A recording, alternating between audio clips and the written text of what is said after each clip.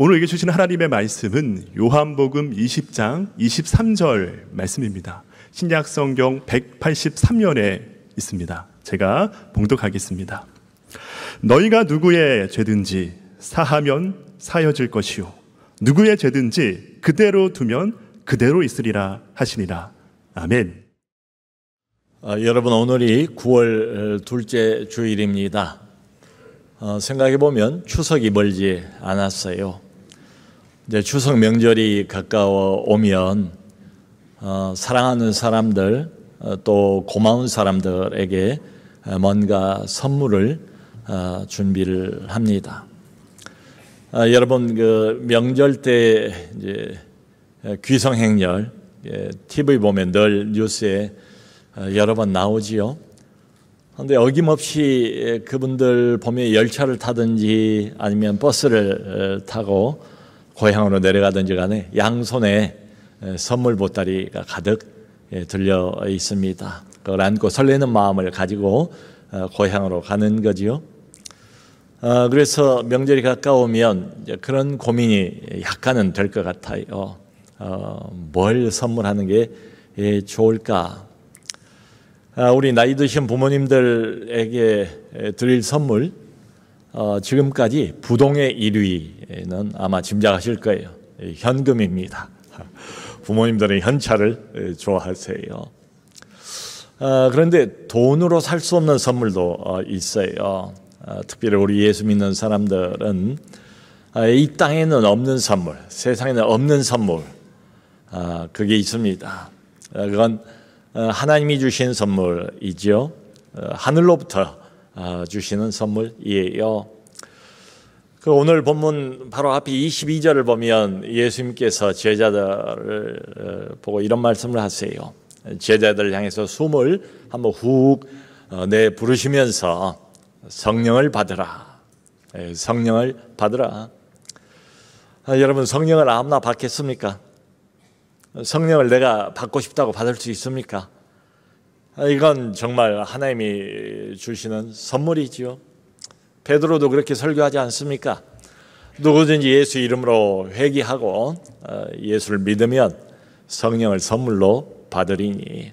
성령은 선물이에요. 그런데 이 선물만 말씀하신 게 아니고 바로 오늘 본문을 보면 한 가지 선물을 더 말씀을 하세요. 제자들을 향해서 이런 말씀을 하세요. 너희가 누구의 죄든지 사하면 사하여질 것이요 누구의 죄든지 그대로 두면 그대로 있으리라. 이게 언뜻 보면 마치 제자들에게 죄 사함의 권세를 주시는 것처럼 보이지 않습니까? 여러분, 죄 사함의 권세 얼마나 대단합니까? 어마어마한 권세지요. 그런데 여기 이 문맥을 이렇게 읽어보면 이게 내가 그냥 함부로 휘두를 수 있는 이런 권세를 말씀하시는 건 아니에요. 그것보다는 죄사함의 복음을 온 세상에 전파할 책임을 지금 말씀을 하고 계시죠. 그런데 이 모든 것들의 발단이 어딘가 하면 바로 21절입니다. 예수님 부활하신 그날 당일날 저녁 때 제자들이 여전히 무서워해요. 문을 꼭꼭 닫고 두려워서 숨어 있었는데 그 중간에 예수님이 갑자기 나타나세요. 부활하신 모습으로 너희에게 평강이 있을지어다 말씀하시고, 그리고 21절에 바로 이어서 무슨 말씀을 주시는가 하면 아버지께서 나를 보낸 것 같이 나도 너희를 보내노라. 아버지께서 나를 이 세상 이 땅 어둠의 한복판으로 보내신 것처럼, 꼭 그것처럼 나도 이제 너희를 세상 한복판으로 어둠 속으로 보낸다. 이렇게 말씀을 하세요. 자, 그러므로 여러분, 우리 믿는 사람들, 크리스찬들, 하나님의 백성들, 신자들, 그리고 오고 오는 수많은 교회가 뭘 해야 되는가? 바로 이걸 해야 됩니다. 세상에 나가서 바로 이분 위대하신 한 인격 예수 그리스도, 그분을 소개하고 그리고 그분을 전파하는 일, 이걸 해요.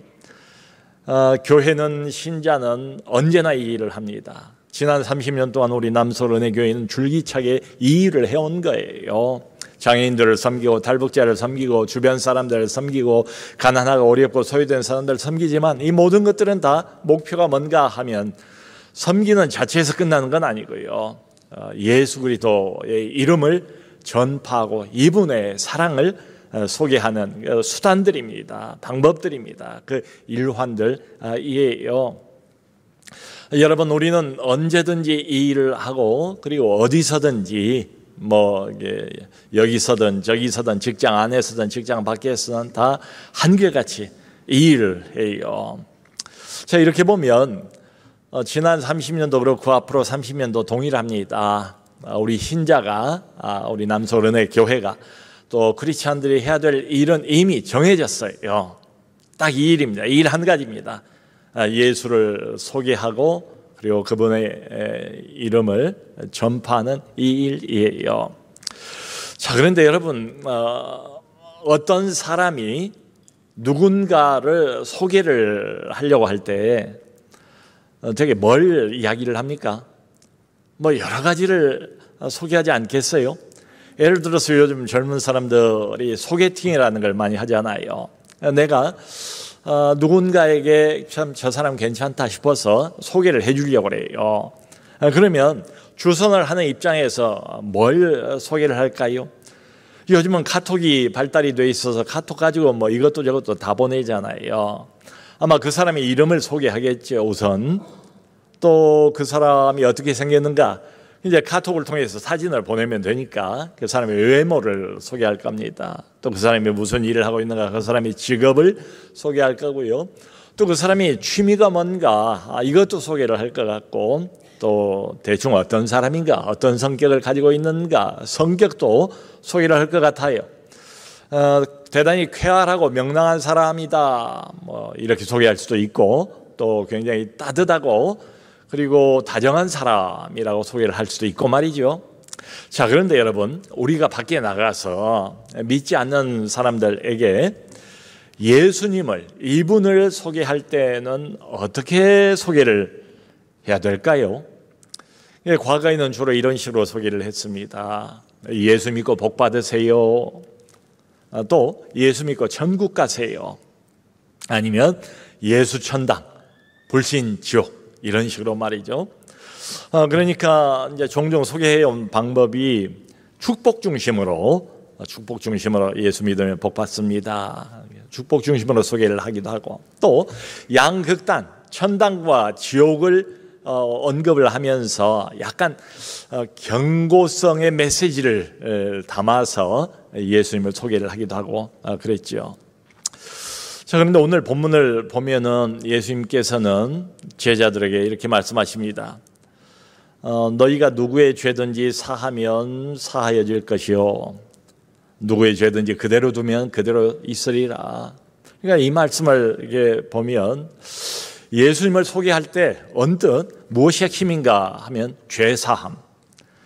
죄사함을 핵심적인 내용으로 안고 나를 소개하라, 복음을 소개하라, 이렇게 지금 말씀을 하고 계시는 셈이에요. 틀리지 않습니다. 이게 맞아요. 자, 그런데 이제 문제는 뭔가 하면 여러분, 교회 바깥에 있는 어떤 사람에게 내가 예수님을 소개하려고 하는데 이 죄의 이야기를 처음부터 꺼낼 수 있습니까? 다짜고짜 교회 나와본 적도 없는 사람에게 죄인 이런 이야기를 처음부터 하기가 굉장히 어려워요. 자칫 잘못하면 역효과가 날 수도 있고 말이죠. 세상 사람들은 여전히 죄라는 단어 별로 좋아하지 않습니다. 죄인이라는 이야기 듣기를 원하지 않아요. 대신에 만일 듣는다면은 하나님의 축복, 하나님의 은혜, 하나님의 사랑, 이런 단어를 듣기를 원하지요. 여러분, 예수 안 믿는 어떤 불신 심리학자들이 있어요. 불신 심리학자들 중에는 이런 말을 하기도 해요. 그 죄라는 단어나 죄인이라는 단어는 아예 생략을 합시다. 사용을 하지 맙시다. 이 죄라는 단어는 아주 지극히 종교적인 용어일 뿐입니다. 문제가 되는 것은 죄가 아닙니다.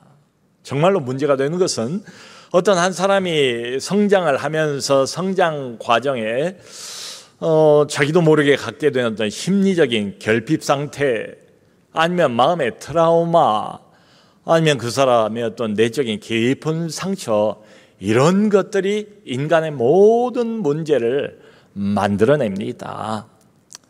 그러므로 우리가 어떤 한 사람의 정서적인 왜곡 상태를 정확히 파악할 수만 있다면, 그리고 그 사람의 심리 상태를 정확히 알 수만 있다면, 왜 그 사람이 그런 행동을 했는가, 이걸 우리가 이해할 수가 있습니다. 세상에 죄인은 없습니다. 오직 마음의 깊은 상처를 입은 가련한 한 인간만 있을 뿐입니다. 그러므로 그 사람의 마음을, 그 다친 마음, 상처 입은 마음을 잘 치료를 해주면 원래의 상태, 바람직한 상태로 얼마든지 회복이 가능합니다. 이렇게 말해요. 여러분들은 어떻게 생각을 하십니까? 여러분 요즘에 이렇게 유튜브들을 많이 보시잖아요. 또 TV 채널도 얼마나 많아요. 그런데 여기저기를 이렇게 돌리다 보면은 어떤 단어가 많이 들리는가 하면 자존감이라는 단어가 많이 들려요. 여기도 들어보면 자존감, 저기도 이야기를 들어보면 또 결론은 자존감. 마치 이게 화두처럼 지금 유행이 되고 있는 것 같아요. 근데 여러분, 죄라는 것은 우리의 자존감을 높여줍니까? 떨어뜨립니까? 떨어뜨리죠. 또 죄인이라는 단어도 우리의 자존감을 추락을 시키기 마련이지요. 세상살이가 고달프고 광야 인생길이 너무 험하고 그래서 지칠 대로 지치고, 그래서 위안을 좀 얻으려고 주일날 교회를 나옵니다. 교회 나왔는데 교회에서 굳이 죄 이야기를 해야만 되는가? 죄인 운운 하면서 죄인 이런 이야기를 굳이 해야만 되는가? 이런 질문도 생깁니다. 우리는 본능적으로 죄라는 이야기를, 죄인이라는 이런 단어를 싫어합니다. 거부합니다. 듣고 싶어 하지를 않습니다. 들으면 기분이 안 좋아요. 그러면서 속으로 이런 생각이 들지 않겠어요? 아니, 내가 무슨 큰 죄를 그렇게 지었다고, 그래도 나름 여기까지 선하게 살아왔는데. 여러분, 그런데 성경을 보면 어떻습니까? 구약도 그렇고 신약도 그렇고 온통 죄에 대한 이야기, 죄인에 대한 이야기, 이걸로 가득 차 있어요. 자, 그러면 우리가 먼저 좀 정리를 할 것은 도대체 성경이 말하는 죄라는 게 뭐냐? 정확하게 성경이 지적하고 있는 죄의 의미가 뭔가? 이걸 먼저 좀 분명히 할 필요가 있을 것 같아요. 여러분, 성경이 말하고 있는 이 죄는 우리가 흔히 생각하는 도덕적인 죄, 1차적으로는 그걸 의미하지 않습니다.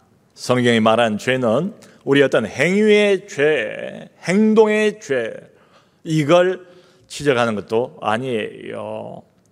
또 성경이 말하는 그 죄가 심리학자들이 지적을 하는 것처럼 어떤 심리적인 결핍 상태, 내적인 어떤 모자람, 결핍 상태, 이걸 죄라고 하지도 않아요. 다른 면으로 보면 이게 다 죄예요. 근데 더 정확하게 생각을 해보면 이건 죄의 현상들입니다. 죄의 증상들입니다.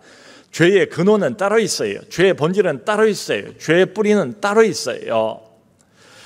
여러분, 그 죄라는 것은 이렇게 보면 일종의 법정적인 그 용어 아니겠습니까? 법정에서 어떤 사건을 심의를 해서 죄가 있다, 없다 이런 걸 결정을 하잖아요. 그 미국에 가보면 그 법정에서 배심원들이 배석을 해서 죄를 판단하잖아요. 배심원들이 어떤 사건을 들여다보고 그걸 청취를 하고, 그리고 이 사람이 과연 죄가 있는가 없는가, 유죄인가 무죄인가 객관적으로 그것을 판단을 해요. 그래서 유죄다 무죄다, guilty or not guilty, 이걸 선포를 하잖아요. 마치 그런 것처럼 성경이 말하는 죄도 비슷한 면이 있어요. 객관적인 판단입니다. 죄는, 성경이 말하는 죄는 객관적인 판단, 거기에 따라서 죄, 죄라고 이야기를 하는 거예요. 그런데 세상 죄하고 좀 다른 게 세상의 죄는 아무래도 그 근거가 뭐겠습니까? 세상 법이죠. 세상 법을 어겼을 때 세상에는 그게 죄다라고 판단을 해요. 그런데 성경에서는 세상 법이 아니라 하나님의 법, 하나님의 말씀, 이걸 어겼을 때 죄라고 객관적으로 판단을 해요. 다시 말하면 우리는 지금 성경이 말하는 이 죄는 뭔가 하면 상상을 해보면, 그림으로 그려보면 하나님의 법정 앞에 서 있는 겁니다. 재판장은 하나님이세요. 그러니까 인간의 눈으로 뭔가를 보고 인간의 잣대로, 도덕적인 잣대로 판단하는 게 아니고 하나님의 눈으로 바라보시고 판단을 하는 거예요. 인간이 죄다 아니다를 판단하는 게 아니라 살아계신 전능자 하나님께서 이 판단의 주체자가 되어서 우리를 바라보시면서 하나님의 법정에서 객관적으로 죄다 아니다를 판단을 하세요. 그게 성경에 말하는 죄입니다. 로마서 3장 10절을 보면 바울이 그런 말을 합니다. 기록된 바 의인은 없나니 하나도 없으며, 또 로마서 3장 23절에서는 이런 말을 해요. 모든 사람이 죄를 범하였음에 하나님의 영광에 이르지 못하더니. 여러분, 바울이 말하고 있는 이 두 구절이 다 같은 의미를 담고 있잖아요. 의인은 하나도 없대요. 사람이 볼 때는 좀 더 착하고 좀 더 불량하고 이런 게 차이가 있을 수 있지만, 하나님의 눈으로 볼 때, 하나님의 법정에서 하나님 스스로가 판단을 할 때는 의인은 하나도 없다. 모든 사람이 예외 없이 다 죄를 지었대요. 하나님 앞에서 죄인이 아닌 사람은 단 한 사람도 없답니다. 예외가 없대요. 누구나 다 마찬가지래요. 조금 선하게 살고 조금 덜 선하게 사는 이런 차이는 있을지 몰라도 하나님 앞에서는 50보 100보다 이런 뜻입니다. 그러니까 이 하나님의 눈, 하나님의 잣대, 이게 세상이 말하는 죄하고의 결정적인 차이점이에요. 여러분, 여기 오늘 예배 참석하신 모든 분들도 어려서부터 지금까지 쭉 이걸 배워오셨어요. 요즘 아이들도 여전히 교과목에 이게 다 들어가 있습니다. 뭔가 하면 우리는 아주 어렸을 때부터, 유치원 때부터, 초등학교 때부터 도덕을 배웁니다. 안 그렇습니까? 윤리를 배웁니다. 또 어떻게 하면 좀 더 양보하고 협조해서 이 사회생활을 잘 할 수 있을까, 협동해서 말이죠. 사회를 배워요. 또 A범죄를 배워요. 이 배울 것을 수십 년 동안을 다 배운데도 불구하고 온 세상에는 여전히 범죄가 득식을 합니다. 범죄가 난무하잖아요. 살인, 폭력, 간음, 각종 사기죄들. 정부가 이 보이스피싱에 대해서 그렇게 여러 번 광고를 하고 경고를 하고 한데도 불구하고 해마다 보이스피싱 이 사기 범죄가 1년에 해마다 한 20% 정도씩은 더 건수가 올라간다고 해요.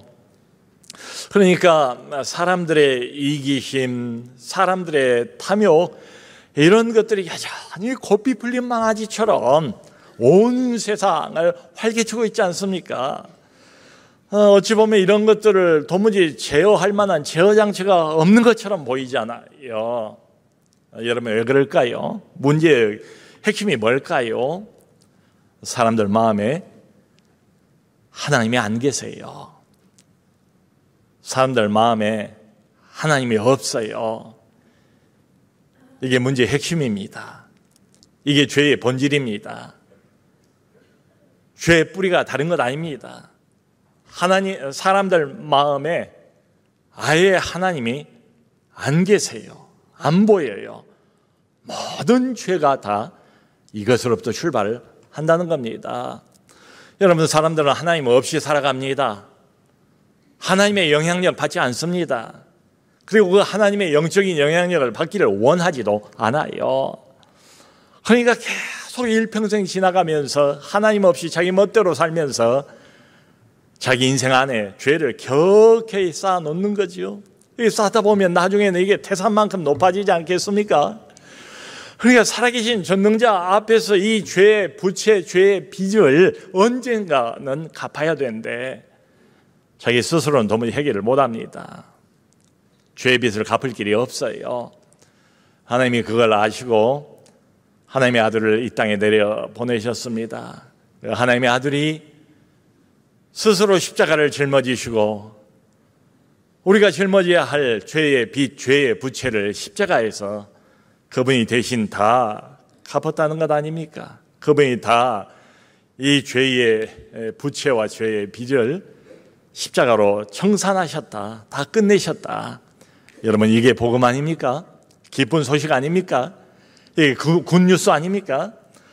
정말 이 땅을 살아가면서 평생을 아무리 갚아도 다 갚을 수 없는 죄의 빚을 거룩하신 하나님의 아들께서 내 대신 죽음으로 다 갚아내셨다. 이게 복음이지요. 좋은 소식이지요. 주님의 말씀은 세상에 나가서 이 죄 사함의 복음을 전파하라, 이런 뜻이에요. 너희가 누구의 죄든지 사하면 사해질 것이다. 만일 우리가 밖에 나가서 이 죄 사함의 복음을 어떤 사람에게 전할 때 그 사람의 마음이 열리고 예수를 구원자로, 십자가를 내 사건으로 받아들이고 예수를 영접하면 그 사람은 죄 사함을 얻습니다.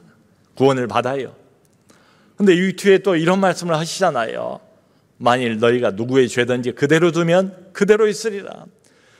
밖에 나가서 죄 사함의 복음을 전한다고 사람들이 다 받아들이는 건 아니잖아요. 훨씬 더 많은 사람들은 그것을 거절합니다. 죄인, 죄 사함, 이런 이야기를 듣기조차도 원하지를 않아요. 주님 말씀은 거부하는 사람, 그 죄가 그대로 있으리라. 죄 사함 받지 못합니다. 구원받지도 못해요. 여러분, 예수님께서 지금 23절에 이 말씀을 하시는 것이, 이렇게 보면 너희가 제자들 스스로가 무슨 죄 사함의 주체가 된다, 이런 뜻은 아니잖아요. 제자들 스스로가 무슨 죄 사함의 권세를 갖게 된다, 이런 말도 아니잖아요. 지금 상황은 어떻습니까? 예수님을 만난 지금 이 순간까지도 제자들은 두려움에 사로잡혀 있습니다. 며칠 전에 예수님이 십자가 죽으셨지만 그 의미를 몰라요. 아직도. 부활하셨습니다. 자기들 눈앞에 나타났어요. 그럼에도 불구하고 이 부활의 의미조차도 아직 몰라요. 그런 상황이에요. 자신들이 앞으로 해야 할 일은 너무도 분명합니다. 이 죄사함의 복음을 온 세상 사람들에게 전파하는 거예요. 여러분, 그런데 로마 가톨릭은 이 구절을 좀 다르게 해석을 합니다. 봐라, 여기 예수님이 분명하게 말씀하지 않았는가? 이걸 문자적으로 그대로 해석을 하면 바로 제자들에게, 사도들에게 죄 사함의 권세를 예수께서 위임하신 것 아닌가? 그 바톤을 그대로 이어받은 교회가, 그리고 주교가, 사제가, 신부가 예수님 말씀 따라서 오늘날도 죄 사함의 권세를 위임받은 것이다, 양도받은 것이다, 그렇게 해석을 해요. 그 대표적인 예가 가톨릭의 고해성사입니다. 여러분, 고해성사는 어디에 죄를 고하는 겁니까? 하늘에 고하는 것이 아니라 사람에게 고하잖아요. 커튼 뒤에서 신부가 어떤 사람의 죄를 다 낱낱이 듣습니다. 다 듣고 나면 뭐라고 말합니까? 성호를 그으면서 나는 성부와 성자와 성령의 이름으로 그대의 죄를 용서하노라. 이 말이 떨어지면 바로 죄가 사해진 것으로, 죄사함이 실행된 것으로 가톨릭 신자들은 그렇게 믿어요. 여러분, 그러나 우리는 마가복음 2장 7절 말씀을 기억할 필요가 있습니다. 거기 이런 말씀이 있어요. 오직 하나님 한 분 외에 누가 능히 사람의 죄를 사하겠는가? 맞는 말씀 아닙니까? 이 세상에 같은 죄인인데 죄인이 어떻게 죄인을 용서할 수가 있냔 말이에요. 오직 하나님 한 분 외에는 누가 능히 죄를 사할 수 있겠는가? 그러니까 우리가, 교회가, 신자가 세상으로 나가서 이 죄사함의 복음을 전하는 것은 죄사함의 복음 전파자 역할을 하는 것이죠. 죄사함의 선포자 역할을 하는 것이지 죄사함의 주체자가 아니란 뜻입니다. 죄사함의 실행자는 더더군다나 될 수가 없어요. 성도 여러분, 이 죄사함의 복음을 사람들에게 전하는 것은 마치 어린 아이에게 약을 먹이는 것하고 비슷해요. 사랑하는 아이가 많이 아파요. 열이 벌벌 끓습니다. 당장이라도 약을 먹어야 돼요. 그래 열이 내릴 것 아니에요. 그런데 이 약이 있어요. 그래서 아이가 잘 안 먹으려고 합니다. 우리 죄사함의 복음이 이와 비슷해요. 죄의 진리, 죄사함의 진리 좀 써요. 그래서 아이들 약을 보면 어떻습니까? 되게 달콤한 포장으로 덮여 쌓여 있잖아요. 아이들 먹는 약은 되게 좀 달달해요.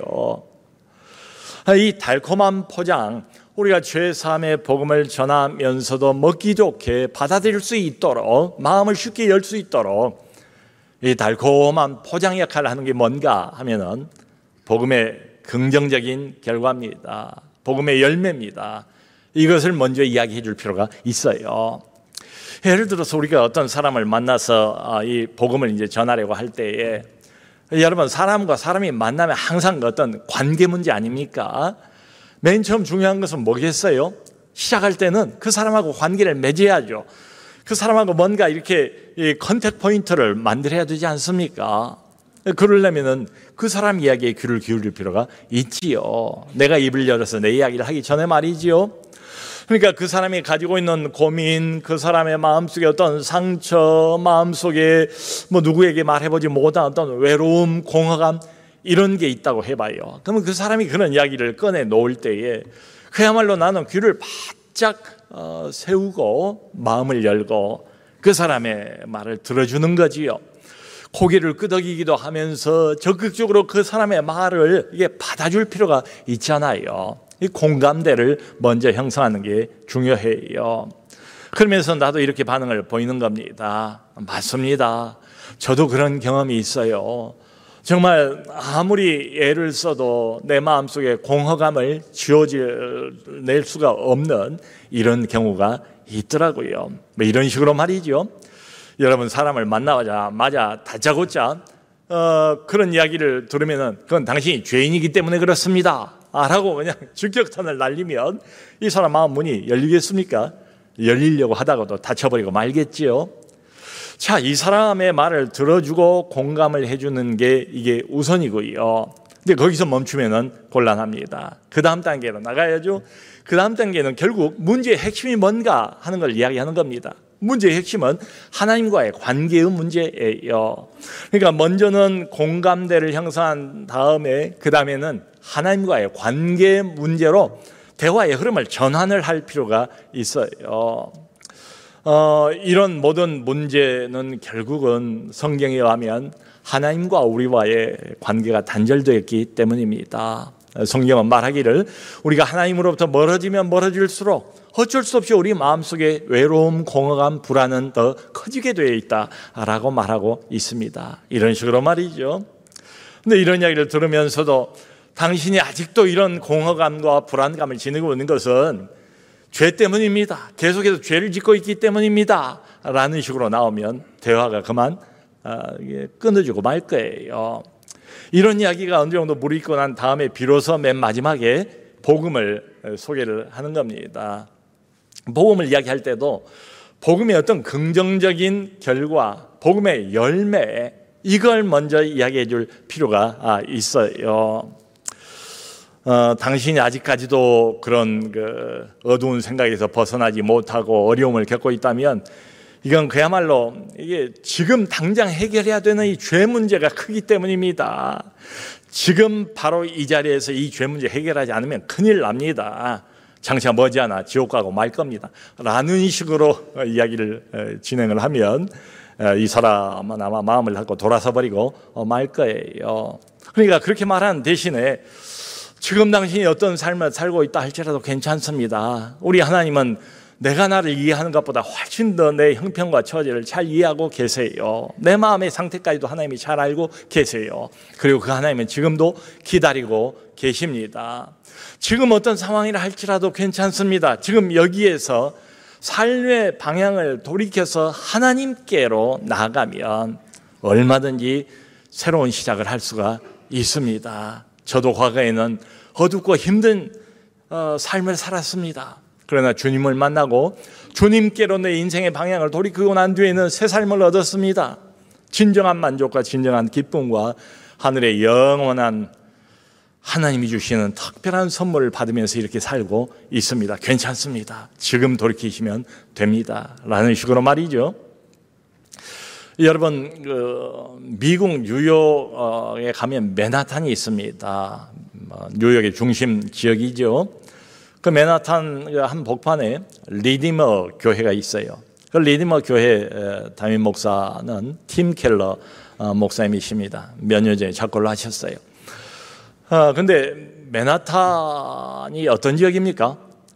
그야말로 미국 뉴욕에서도 심장부 아닙니까? 월스트리트를 비롯한 뭐 국지국지간 유명한 금융 회사들이 거기 다 몰려 있어요. 그러니까 여기 오는 사람들은 대개 이제 아이비리그 명문대학을 졸업한 그야말로 엘리트 젊은이들이에요. 대부분 다 전문직을 가지고 있는 그런 사람들입니다. 그러니까 언뜻 보면 정말로 예수를 아무리 이야기해도 뭐 바늘 끝도 들어갈 틈이 없는 것처럼 보이는 이런 사람들, 그리고 포스트 모더니즘으로 영혼 구석구석까지 다 이렇게 물들어 있는 그런 젊은 엘리트들입니다. 그런데 그 맨하탄 한복판에서 팀 켈러 목사님이 15명을 데리고 교회를 시작을 했어요. 그리고 은퇴할 때는 출석 교인 숫자가 5,000명이나 됐습니다. 그러니까 우리가 이제 궁금한 것은, 의문을 갖는 것은 어떻게 해서 그 맨하탄에 그야말로 무슨 소리를 하고 무슨 설득을 해도 도무지 예수를 안 믿을 것처럼 보이는 그 젊은 엘리트들이 그렇게 교회에 많이 나오게 됐을까? 어떻게 예수를 믿게 됐을까? 그 궁금증이죠. 팀 켈러 목사님은 처음부터 다짜고짜 그 사람들을 놓고 죄 이야기를 하거나 죄인 운운하지는 않았습니다. 물론 나중에 교회에 들어와서 다 이런 걸 배워요. 그리고 자기들 스스로 하늘의 빛에 비추어서 자기들이 얼마나 죄인인가를 깨닫게 되고 깊이 통회하고 자복하고 이런 일들이 일어나게 되죠. 근데 처음에 이 사람들에게 접근할 때는 죄인, 죄 이런 이야기를 다짜고짜 꺼내는 것보다 이런 식으로 이야기를 하셨대요. 여러분, 사람은 누구나를 막론하고 다 뭔가를 마음 깊이 의지하고 있습니다. 그런 게 없으면 사람은 살지를 못합니다. 견디지를 못합니다. 그게 물질이든 돈이든 그게 성공이든 출세든 아니면 어떤 지위의 상승이든 모든 사람은 다 마음 깊은 곳에 뭔가를 깊이 의지합니다. 그것을 숭배합니다. 하나님이 있어야 할 그 자리에 다른 것을 놓아두고 그것을 예배하는 것입니다. 하나님 대신 말이죠. 이것이 바로 성경이 말하는 죄입니다. 그리고 하나님은 그런 죄인을 위해서 하나밖에 없는 아들을 희생하셨습니다. 그리고 우리를 기다리고 계십니다. 당신을 기다리고 계십니다. 당신을 하나님은 만나기를 원하십니다. 지금 이 순간도 이런 식으로 복음을 전했어요. 성도 여러분, 온 세상에 이 복음이 필요하지 않는 그런 죄인은 없습니다. 이 죄사함에 귀중한 하나님의 선물이 필요로 하지 않는 이런 사람은 단 한 사람도 없어요. 그러니까 이렇게 보면 우리가 명절에 추석에 어떤 선물을 들고 갈까? 아마 가장 최고의 선물은 다른 선물이 아니라 복음의 선물, 이 죄사함의 선물일 거예요. 그런데 한 가지 생각할 게 있습니다. 이걸 그냥 함부로 전해서는 곤란해요. 효과가 없어요. 열매가 없어요. 오히려 마음이 다쳐버려요. 그러면 지혜롭게 이 죄사함의 복음을 전할 필요가 있어요. 그 고린도전서 9장을 보면 바울이 이런 말을 합니다. 내가 유대인을 만나면은 유대인처럼 처신을 했고 헬라인을 만나고 이방인을 만나면 마치 헬라인처럼 이방인처럼 내가 처신을 했다. 그러면서 왜 그렇게 했는가 그 이유도 말해요. 내가 이렇게 했던 이유는 오직 한 사람이라도 더 구원하고자 함이라. 이게 바울의 진심이었습니다. 바울의 마음이었습니다. 여러분, 요즘도 정말 비싼 양복은 맞춰서 입는다고 그러지 않습니까? 맞춤형으로 복음도 전할 필요가 있어요. 이 사람을 만나든 저 사람을 만나든 그대 입만 열면 내가 하고 싶은 말만 계속 꺼내놓는 것은 어쩌면 그 사람의 영혼을 진심으로 사랑하지 않기 때문에 그런 것 아닌가. 그 사람의 영혼을 얻고자 하는 진정한 영적인 열정이 부족해서 그런 것 아닌가 하는 생각이 들 정도예요. 그러니까 복음을 전하되 사람마다 사정이 다르잖아요. 입장이 다르잖아요. 지금의 영적인 상태가 다르지 않겠습니까? 그러니까 기도하는 마음으로 그것을 신중하게 살펴서 하나님의 지혜를 구하면서 우리 안에 계신 성령을 의지하면서 조심스럽게 지혜롭게 복음을 맞춤형으로 전할 필요가 있지요. 여러분, 하나님이 도와주시지 않겠어요? 주님의 일인데 이 귀한 영혼을 하나님 앞으로 방향 전환시켜서 하나님 앞으로 모시고 오는 이 일에 어찌 하나님이 간섭하지 않겠습니까? 기도하는 마음으로 신중하게 사람에게 맞춰서 복음을 지혜롭게 잘 전하셔서 많은 영혼들을 주께로 돌아오게 하는 귀한 사역, 풍성한 이 가을 되기를 주 예수 그리스도 이름으로 축원합니다.